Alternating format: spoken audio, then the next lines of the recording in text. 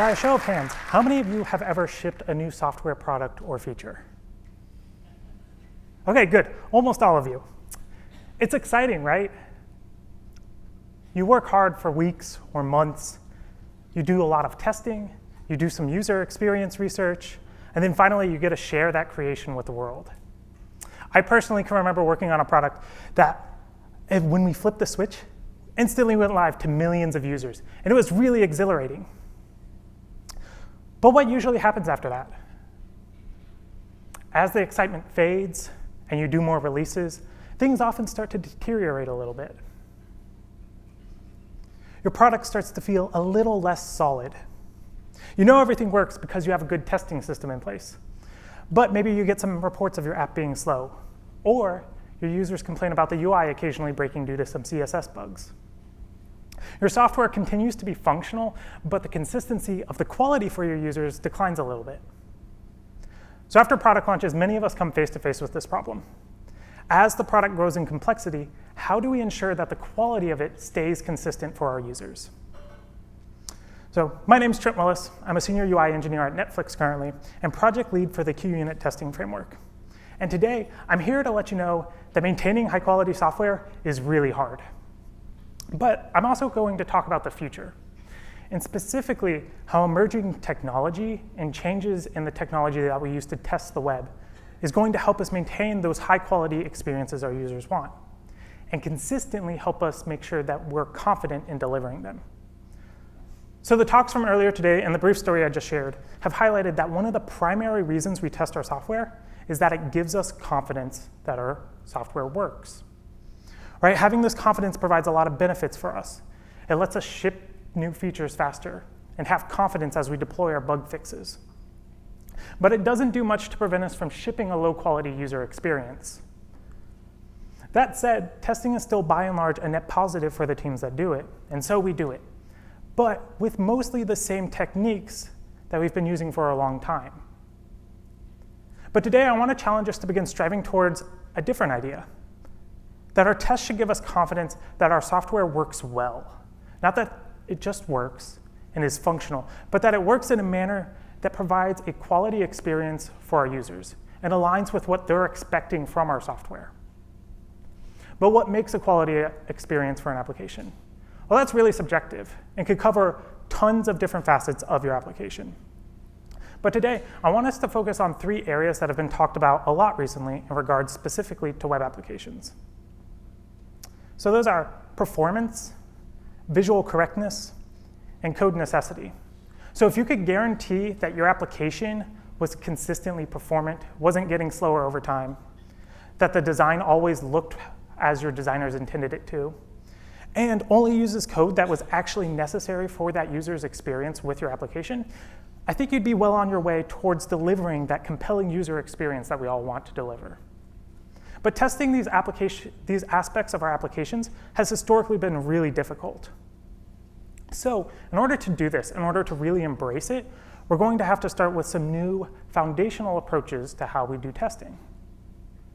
So last year, on April 13th to be precise, a new version of the Chrome web browser shipped, a version that included a headless mode, which allows the browser to be run without a graphical user interface. This came out in Chrome version 59, and it was a huge deal because it finally made it easy for us to do real browser-based testing in our continuous integration environments, which often don't allow us to run actual browsers because they have graphical user interfaces. So it was a huge step forward for us in terms of setting up browser-based testing in a browser that our users actually use. But aside from this ease of use in CI, it also comes with a robust debugging protocol known as the Chrome DevTools protocol, which allows for external tools to instrument, inspect, and profile the browser itself in addition to the code that it's running. And so this is really awesome because it gives us full access to all of the information that the powerful Chrome DevTools use natively. So it can allow you to navigate and trigger events in the browser, which is great for end-to-end testing and is something that we could do with previous technology like Selenium and WebDriver. But it can also let you know what code is executed for a given page, or give you a detailed performance trace of what's happening on the page as your test is running. And that's fantastic for us in terms of gaining insight for our application's quality. So this combination of Headless Chrome that can run in your CI environment, plus a powerful protocol that allows us to automate instrumentation and profiling of the browser, opens many doors for us in testing our web applications quality. However, if all web developers had to deal with this protocol directly, I think a lot of those doors are going to stay shut because it's difficult and not exactly super straightforward. But we can build abstractions on top of that. And I think if we do that, it's going to allow developers to begin experimenting in new and increasingly meaningful ways with how we automate testing our applications. And so this is exactly what the Google Chrome team has done with Puppeteer, which is a node library that allows you to control Chrome with a simple, high-level, promise-based API. So that makes it really easy to begin automating the browser with the tools and techniques that you're likely already using in your day-to-day JavaScript development. So with Puppeteer, you can do a lot of complex things really easily, such as get a performance trace of your application, but also things like taking a screenshot. So as a quick example, here's some code, that's the default Puppeteer example, that navigates to a web page and takes a screenshot of it. So the high-level API here, when coupled with native async await, makes for really clean and really readable automation code. And so I don't know about you all, but stuff like this makes me slightly giddy and really excited about the web. Because doing something like automating screenshots of a web page in JavaScript, of all languages, used to be extremely difficult. But now you can do it in 6 lines of code in a single NPM package. That said, Puppeteer is still a relatively generic abstraction, right? We have to think a good bit about how we're going to test something or how we're going to automate something, instead of letting it focus on what we're solving. But if we can identify some common patterns of how to solve problems related to our application's quality and how to guarantee them, then we can begin to build further abstractions that'll let developers focus on what we're testing instead. So for example, let's talk about performance. Performance for web apps is a really hot topic right now, and for good reason. It's interesting, but it also has a direct impact on our users. And it has a disproportionate impact on users that are in emerging markets. However, we often don't talk about performance based on actual data. And even less frequently do we talk about performance in terms of data from our own applications that we've been collecting historically as we've iterated on our applications. We do this because writing benchmarks is hard. It's also prone to error, and often not really helpful within the context of an actual application, because we usually write micro benchmarks, which are only focused on a small portion of our code. But since the DevTools protocol and other protocols that are emerging like it allow us to look at a web page as it's running from the browser's perspective, we can actually begin to write macro benchmarks that would allow us to benchmark an entire application. These are generally less prone to optimization errors that micro benchmarks run into, and they give us helpful insight into how our users experience an application. It may not be one-to-one, but the trend over time should mimic what our users are seeing. So how would we write something like this? Well, we can start with these 3 lines of code that let us collect basic performance metrics related to memory usage, navigation timing, the time to first pane of your page, and a lot more. And we can do this in only just a couple lines of code when we use Puppeteer. And if you want even more high fidelity data, such as an entire performance trace like Chrome's performance tab gives you, you can do this with just a couple additional lines. This is pretty awesome, and it gives us a great starting point for building a data set from which to measure our application's performance. Now, if you've written benchmarks before or have some knowledge of statistics, you likely know that a single sample like this isn't going to give us statistically significant results. And that's fine, because we can repeat it. And we can do this until we get something that is statistically significant and that we can measure against. And this simple methodology provides us with a basis for beginning to track our performance. Now, if we're testing pages that also have some external network calls, which is really likely as we are web developers, then we'll also need to control for those because they introduce a lot of variance. And if we can control for those by mocking locally served assets, then we will have a great foundation for us to track that information over time. And it gives us a rich data set to analyze and test against.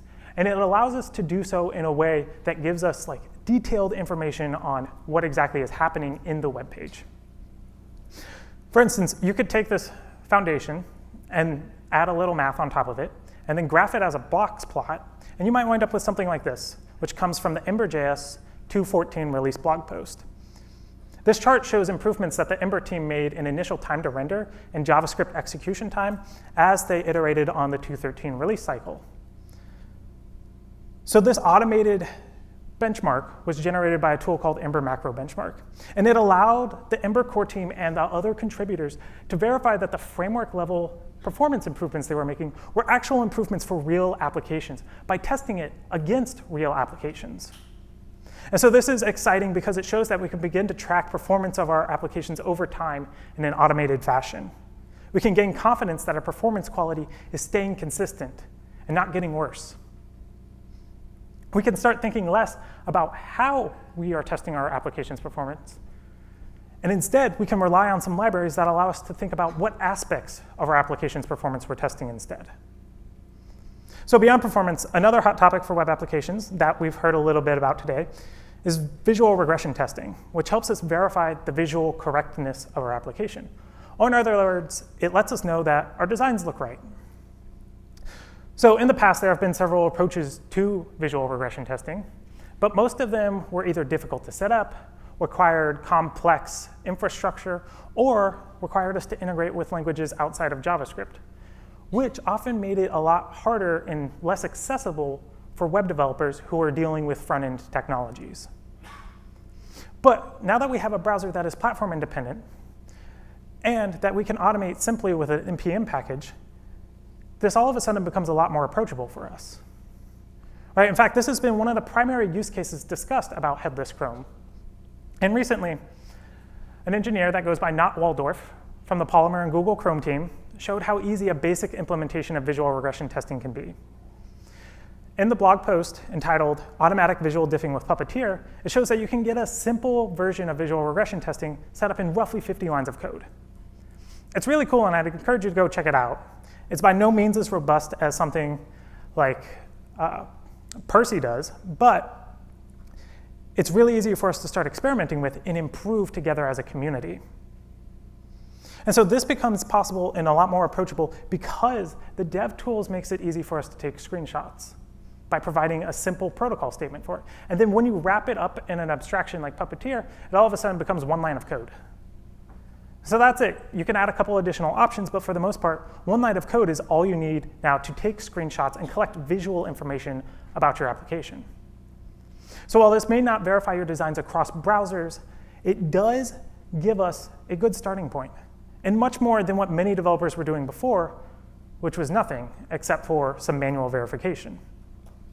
So combine this with a store of reference screenshots and an image comparison library like Resemble.js or Pixel Match, and all of a sudden you have a very simple framework for tracking your application's UI changes over time. You can have confidence that your changes aren't negatively impacting your user's experience, or if they are, you at least are notified of them.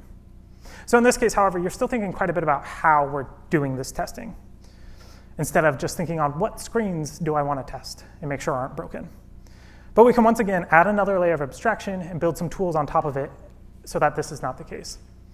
For instance, here's Percy, which you saw earlier today, that shows the difference between two screenshots of the same page and lets a developer review them. Percy is a visual regression testing service that allows you to simply take screenshots during any automated browser tests by using their open source libraries. And then they take care of all the hard work of tracking those screenshots over time and providing a set of tools for reviewing and managing the diffs of those screenshots. So it's awesome, and this is the kind of futuristic tooling that I'm expecting to see more and more of, because they take the burden of how to do the screenshot testing and let you just think about what exactly do I want to test. So finally, let's talk about code necessity. Code necessity is a phrase that I like to use to describe whether or not code being sent to a user is actually necessary for that user's experience. For users in areas with slow download speeds or high mobile data costs, whether or not you're shipping a small amount of code can be a direct deterrent for whether or not they choose to use your application. So if you're sending code that isn't actually necessary for their experience, then you're providing a suboptimal experience for them, and you're potentially costing yourself some users. So how do we know if code that we're sending is necessary or not?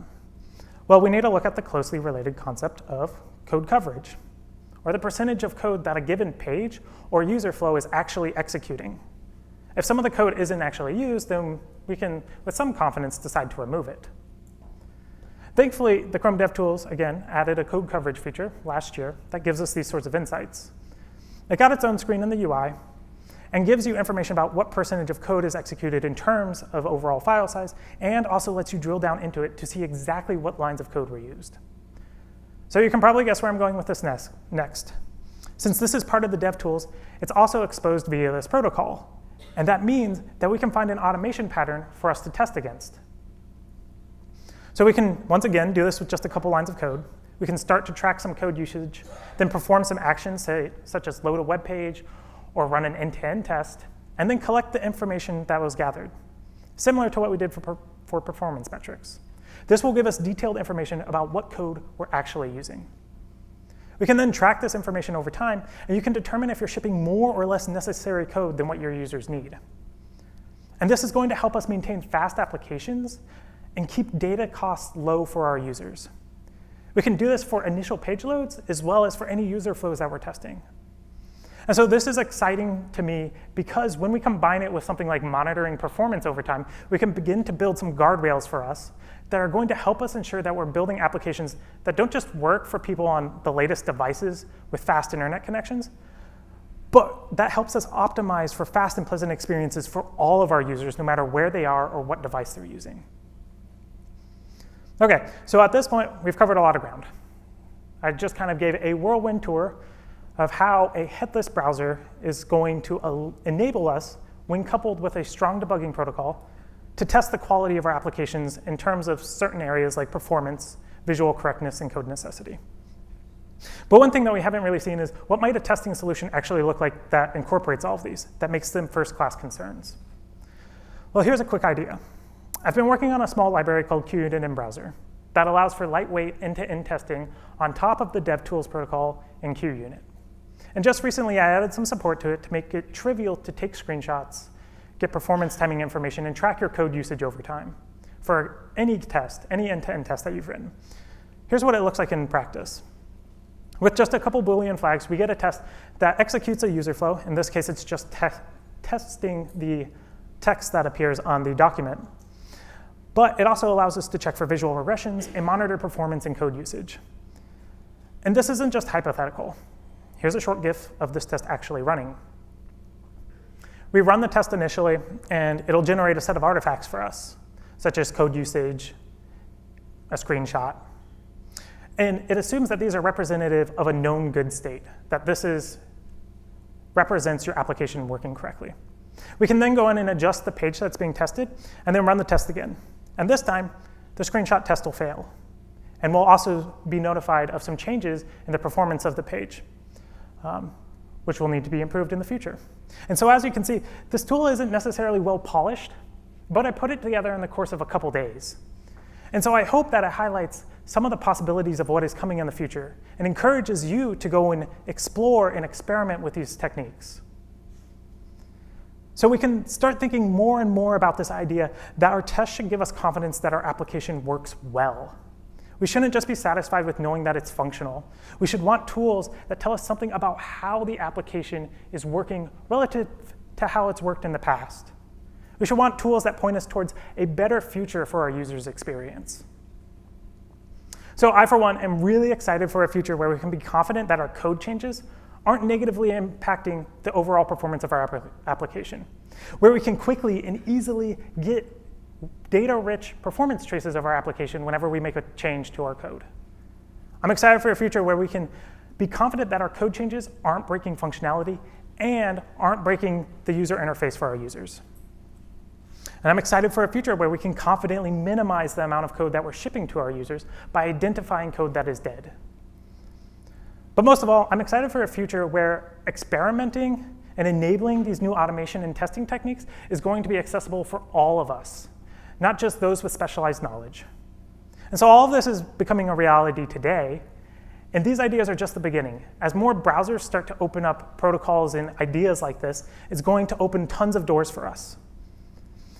And that'll allow us to build more flexible and robust tools than we ever have before. And is going to let us approach testing in new and increasingly meaningful ways for our web applications. So whether you're launching a new product or maintaining an existing one, there are so many opportunities for us to start building confidence that we're consistently shipping quality software that our users are going to enjoy using. So the future of testing for the web, in my opinion, is very bright, and I'm excited to see what you all are going to do with it. Thank you.